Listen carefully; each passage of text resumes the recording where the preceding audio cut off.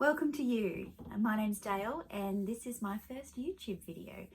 I had been pondering starting a channel for a while until the dreaded C-bomb hit and I saw Caitlin Pawlowski's video on what to do during isolation. She suggested to start a YouTube video. So here I am. I've parked up in my closet. I'm using my iPhone and a desk lamp, so I apologise about the lighting, the sound quality, the video. I've no idea how this is going to turn out, but you've got to start somewhere, right?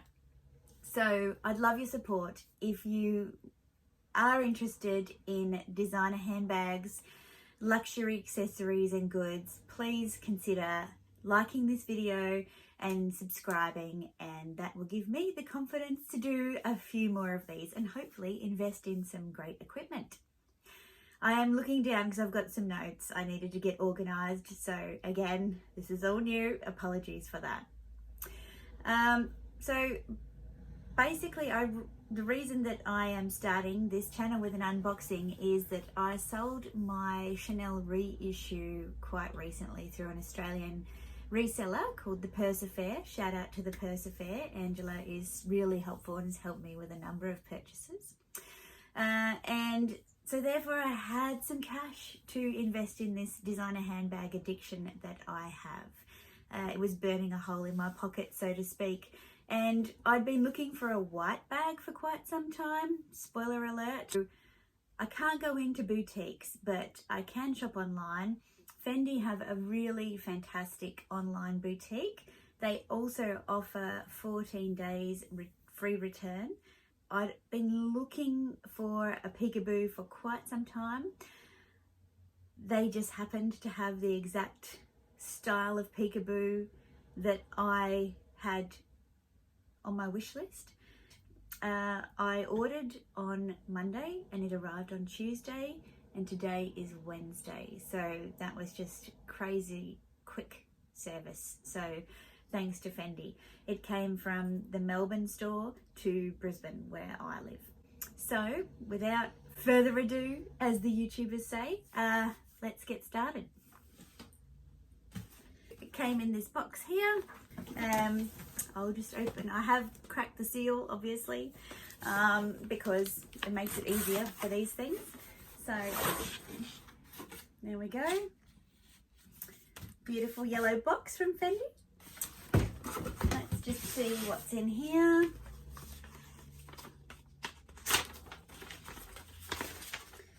Okay, so we have a packing slip and the DHL return labels. So again, that return policy was really an attractive thing to me, considering that you can't go in and look at the goods in store, and you know, colours throw differently in daylight as opposed to on the website. So it's really important to have a return policy.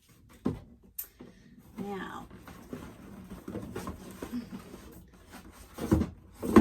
ooh, it's a tight fit. Okay, beautiful Fendi box. Here we go. Let's see what it is. Well, you already know that it's white and it's a peekaboo. Okay.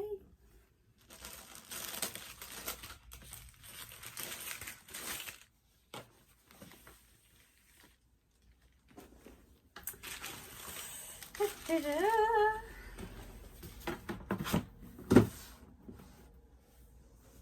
All right, so any guesses on the size?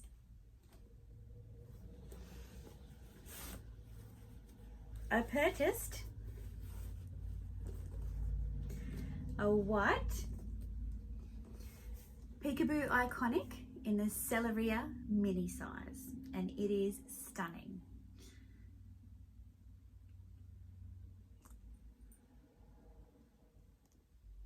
Let's just take a moment to admire her beauty.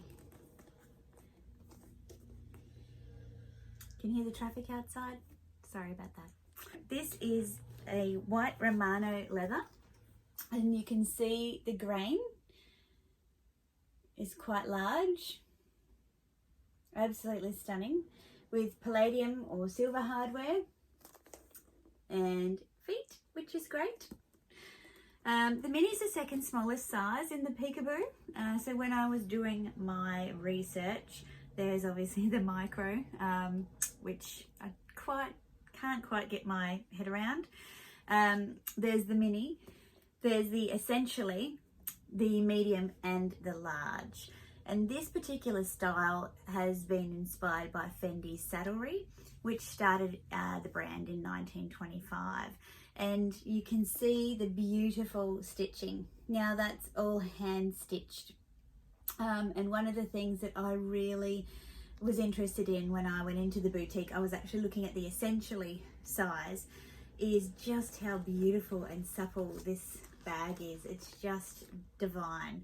And in the mini size, it holds its structure quite well. Let's have a look inside. So it's got two turn locks, one on the front and one on the back. Most people would know that, which open up to the bag. And inside we've got some goodies. So we've got some, oh yes, the Fendi raincoat. Should come in handy, not. A bit of stuffing. What else? Care card here. So this might have some information. Oh yes, so the saddlery. 1925, the birth of Fendi. The first leather goods were created. In 1995, the birth of a new line, saddlery. So that's when the bags started to be made in this style. Handcrafted by master saddlers, these are unique articles produced in a limited number and carry a silver identification plate, which I'll show you. Another characteristic of this line is the leather used, which is unchanged in its appearance and manufacturing process. An uneven grain is typical of the leather itself and is therefore characteristic of its naturalness. White articles require particular care as they may change colour if exposed to light, blah, blah, blah. So basically, I've got myself a high maintenance handbag, but that's okay. Oh, we've also got our strap in here as well. Just looking inside of the bag, these bags also allow you to keep the structure or undo these little tabs here and leave it a little bit further open. It won't droop like the larger sizes do. It might do a little bit, but you can see inside there's a little zip pocket and there's the plaque. And the plaque, there's some great videos on YouTube showing the plaques getting put on, which is lovely. Inside is a beautiful unfinished leather. It's just absolutely stunning. So I'll need to make sure I use some good small leather goods to make sure that doesn't get stained. On the other side, there's just a small slip pocket.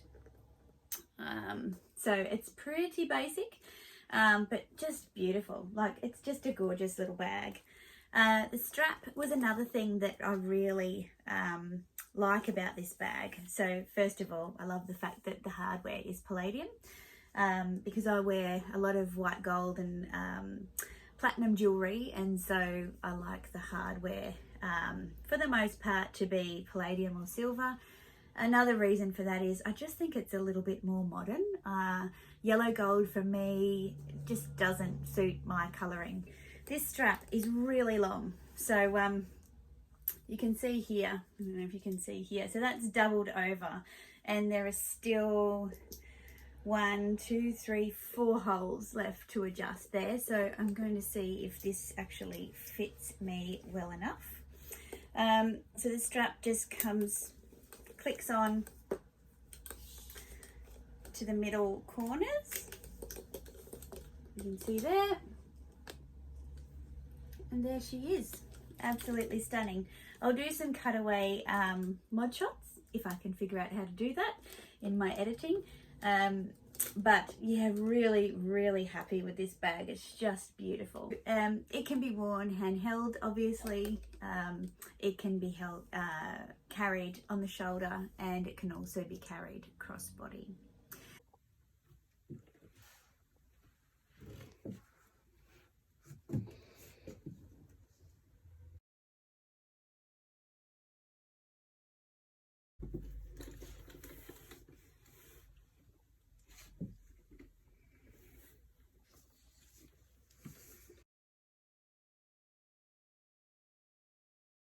The measurements for this bag, so the length is 23 centimeters, the height is 18 centimeters, and the depth is 11 centimeters. The price was 5,400 Australian dollars. And there is another model that was quite similar, but the color difference was $300 more, and I'm not entirely sure why. But white was what I was after, and I'm really, really happy, and that's showing very true to color on camera. So yeah, couldn't be happier with this bag. I know that I've said before, but God, it feels just so supple and beautiful. It's very simple but elegant, and there's no mistakes in any of this stitching. It's if I put it up here, you can just see every stitch. You don't see any repeat stitching. The glazing is just gorgeous.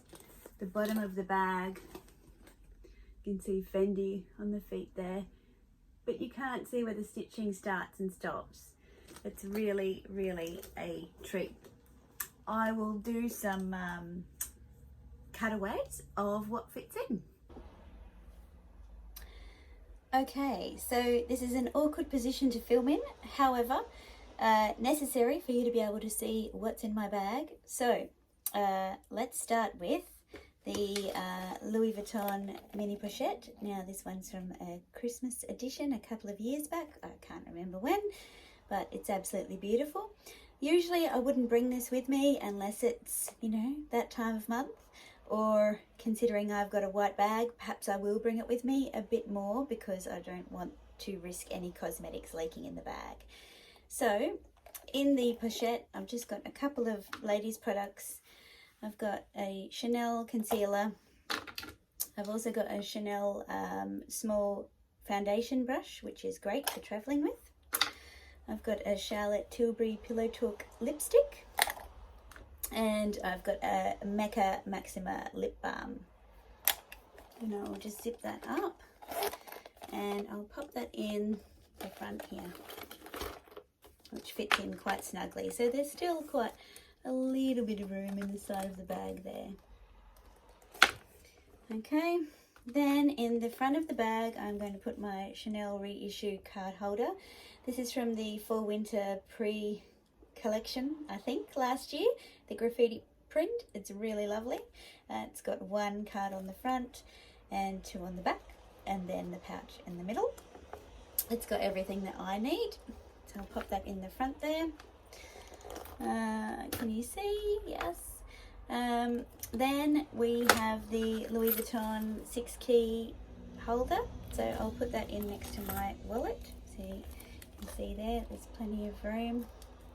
I also have my car fob. I'll put that in the back there, and my Apple iPods, whatever. And a pair of sunglasses. At the moment I'm loving these Celine's. I don't know what style they are, but I love them. I will put them in on top of the mini pochette because the lining of this bag is so beautiful and soft that they won't get scratched. So that's pretty much what I'd take in a day. Obviously my phone, but I'm filming on that, and it can quite easily do up. Both sides are done up, so it is it does pack a punch, this little bag.